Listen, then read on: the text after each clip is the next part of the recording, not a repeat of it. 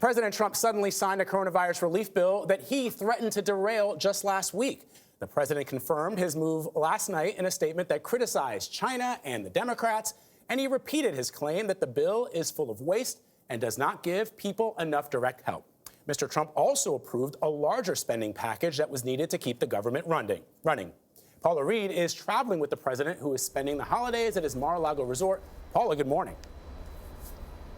Good morning, Vlad. After days of pressuring lawmakers to increase these payments to Americans, President Trump caved to pressure from both sides of the aisle and just signed this bill as is. But his delay has already resulted in a lapse in unemployment benefits for some Americans.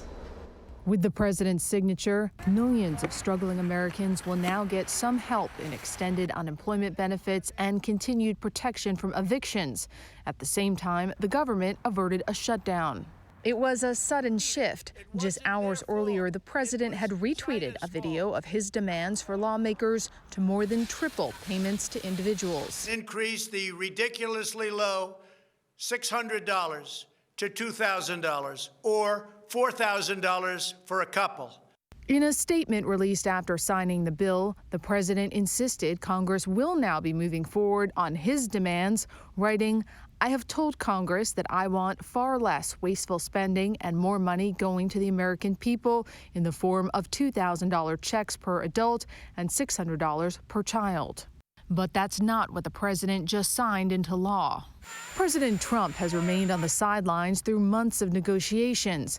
On Sunday morning, members of both parties called on him to just sign the bill as is. What the president is doing right now is unbelievably cruel. You don't get everything you want, even if you're the president of the United States. The president has remained mostly out of view since he landed in Florida to spend the holidays, but CBS News captured him at his Palm Beach golf course Sunday, where he played for 3 of the past 4 days.